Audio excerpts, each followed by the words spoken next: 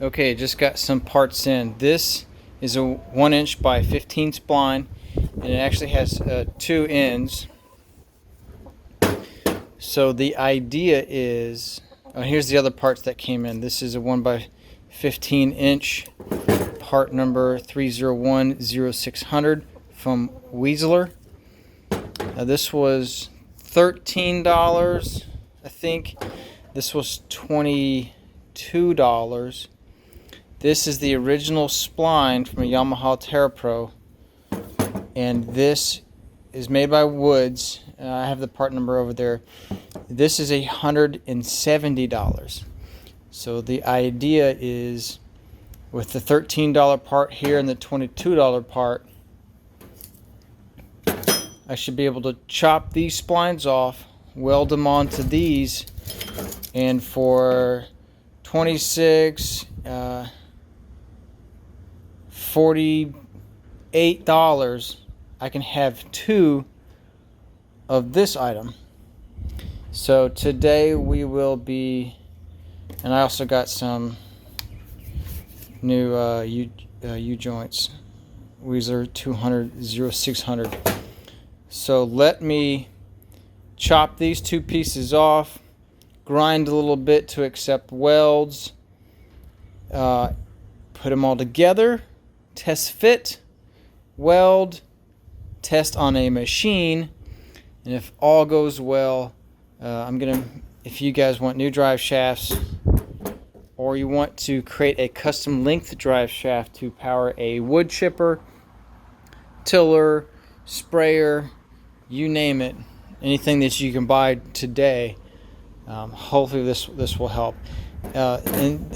And you're thinking, if you're thinking, oh, well, what's the rest of it? Well, once you have this piece made and this piece, Tractor Supply sells a Weasler drive shaft that will just go straight into this, and it is like 48 inches long. We'll combine that with the female end of that drive shaft, which is another 48 inches, so you could have power PT, your machine be here, and you power a wood chipper way the hell back there, whatever the fuck you want. But let me get to work on this and follow along with me, and we'll see if we can build this, because nobody wants to spend $167 on that. That's stupid. Okay, let me cut these 2 pieces off. And then we'll test fit, and then I'll give you an update there. I'm just going to take the cutting wheel to it and chop that off. Okay, after messing around for a little bit, I was able to fabricate this. Yeah, it looks a little bit janky because I had to cut it and everything, but here is it matched up to the original. It's not as long.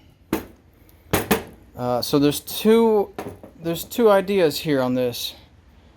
This will fit into the Terrapro either way. Obviously, if I do it the OEM way, there's more support on the shaft. But if I were to just cut this off, this goes in this way too, and it snaps right in, and it feels strong. But obviously, this way has more support. But this shaft is not exactly like this one.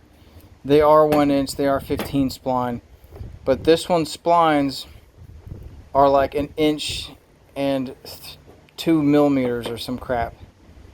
So I had to pretty much grind the whole outside and to make it fit. And pretty much, look at this. So I put this into this, and it just needed to be hammered a little bit, so I hammered it a whole bunch, and then I looked down and realized I just destroyed one of these things. So that is garbage. Although that, we were able to test fit using that. So now I'm going to put this into there, weld it up, and take it on a test run. But now the question is, do I weld it up this way so that this can have more support in here, and weld up, or barely anything in there welded up, but more support on that side. I think I might do one way and one the other way and run a test. But it sure would be great if we could look at this. All they did was they just took one of these and then they just put the shaft in there. So all we need is their milling of that piece, and then we can make our own shafts. Okay, so I'm going to weld this one up like this, and then on my second piece I'm going to do it backwards where it's like that, and then I will test them out in the field and decide what I want to replicate. Alright, wish me luck. Okay, I think I'm happy. So let's do a recap. OEM, they want $170 for it. I bought this, I think it was either $15 or $13, and I bought the shaft, and I think it was $22. So and even then that makes 2, so 11, so pretty much 25 bucks I made these versus $170. Now I'll let you take a guess at which is my first attempt and then what is the second attempt. And anyways, so this spline has trouble going into here. You kind of have to just bang it with a hammer, because I tried doing the filing thing and it smushed out the splines and had side effects that I never even knew it would happen. So anyways, I learned those mistakes on this one. This one works fine, goes in, holds very strong. This one was my second attempt, and all I did was, of course, the shaft went out from here, so cut it flat, hammered it in, and then welded. Didn't mess with any of this, because every time I would grind it to try and make the diameter smaller, the grinder would actually flatten out. I don't know if it's because of the heat or what. It would make the splines wider as I was grinding it, or something weird. And so this one barely fit, and it took me a pain in the butt. So let me show you.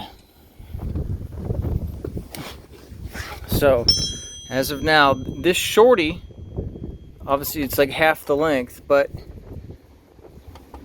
this shorty, see if I can do this with the camera. There it goes. Locks right on in. Even has the quick pin release, whatever. And then here is the longer one with more support.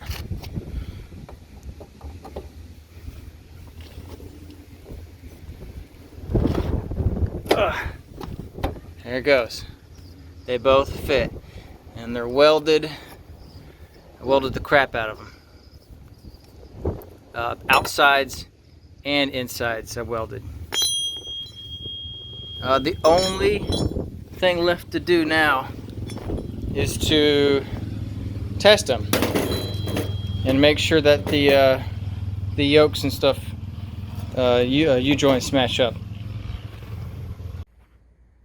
Okay, so here is our first problem, and I thought this when I was on the phone with the guy, because I was like, man, I've already checked these out and I think you might be wrong. So this part right here, the 200-0600, is too long this way, and I had purchased a 201-0600, which is shorter, which I think this one might actually be too. This is the one I pulled out of my drive shaft, but I purchased another one and it fit perfect. So here is the issue we have. When this turns, that right there bangs on that knuckle. Now I'm sure I could probably file that down. Maybe that would work, because maybe I think these have a deeper a deeper core. I don't know. But I saved my OEM ones, so we will put those back into the test rig. And I know which one these is. It's the 201s. I think it's 201. So I just bought 4 wrong size ones, which is freaking fantastic. All right, so do not buy this one. Buy this other one, which is, I will tell you later. It's in a different picture, but I think it's 201. Okay. Okay. Last and final update. I got it hooked up to the OEM drive shaft. I need to. No, I was going to say I need to hook up my second half, but I don't, because the whole reason I'm doing this is I bought a brush hog and it had the rear end drive shaft and it was missing this front piece. And so all of this over here was me seeing if it would work to just buy stuff off the shelf. So I have deleted. So I have a spare shaft,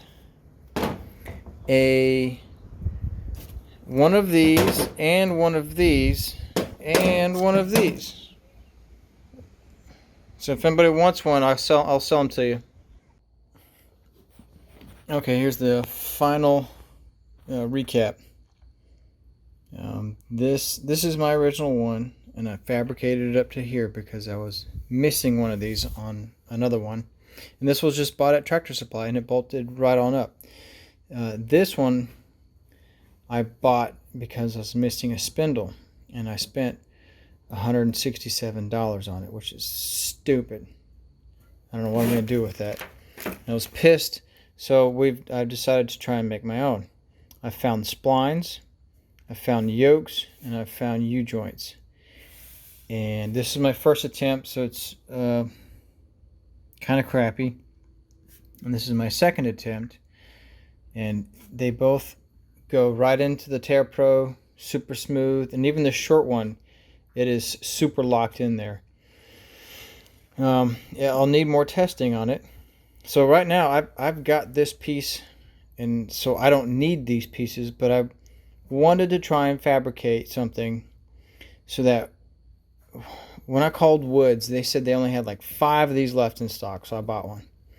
But I was like, that's crap. No one should pay that much money for it. So I bought this piece, was I think it was $22, and it came with 2 splines. So that means that this spline was like $11. And I think that these yokes, they were either 13 or 15 bucks. So for less than $30 with some shipping, I've recreated the $170 piece, which means that these 2 items, I'm going to sell these off or give them away or something. But well, actually, I speak too soon. This one, I'm keeping this one because it goes to that. These 2 I'll probably sell off. But what I could do is, now that I've got this, I can create drive shafts that will power tillers, wood chippers, well, any PTO thing. I can create my own sprayer. But if anybody needs a drive shaft, let's not look at this crappy one. Let's look at this one. I didn't bevel the edges. You don't need to. It goes right on in. But for 30 bucks, I can make one now. And then this, you just buy at Tractor Supply or online. I'll give you the part number for it. But I bought this at Tractor Supply, and it was a little bit overpriced. It was $69. And online, they had it for $51. So for 70 bucks, I can recreate the front end drive shaft. Now, all you gotta do is go back to Tractor Supply and get the larger diameter one that goes over it, and it was actually like $10 cheaper or something. So with Tractor Supply, Weasler yokes, and just some janky spline that I found off the internet that happened to have the quick connect groove already in it, I've recreated the drive shaft. So all you have to do if you want to do this, I'll give you the part numbers, is buy the spline, chop these edges off, hammer them into the yoke. The yoke has the splines already in it, but they don't quite match, so you have to hammer it. And then once you've set that depth, you just go around with a welder. And then off-the-shelf U-joints, which I'll put the market on. So, I mean, I say it's that easy. I've spent like 6 hours making this. And filing things and hammering things. So I make it sound, it takes 2 seconds, but it took about 4 hours. But now that I know what's going on, I could make these in a quarter of the time, because there's no guesswork now. But I figured if anybody's restoring a Yamaha Terrapro and you need a drive shaft, or you need drive shaft parts, you can create the yoke for less than $30, and the drive shafts each end at 48 inches, and you cut them to spec, is $50. So there's hope out there if you need them, because this is the hardest thing in the world to find, is this male spline, because the Yamaha Terrapros, they work backwards than every other tractor. The tractor itself, the Yamaha, has the female end. Everything else out in the world, the tractor has the male end. So I hope this helps somebody. And if anybody needs one, I can make one in no time at all. And it's no big deal. I love supporting the community and helping everybody else restore their four-wheeler. And I actually saw on Facebook Marketplace for like $150, somebody was selling an antique PTO sawmill. I was like, holy crap, should I do it? Should I hook my Yamaha up to an antique sawmill? And so one half of the shaft could be 48 inches, and this, I could have it like over here sawing and be powered off this, even though I don't have anything to saw with. It would just be kind of cool to say I've done it. But message me if you guys need a drive shaft, or need a part number, or want another tutorial. I'll help you out. But that's all I've got for you. So take care. I'll see you later.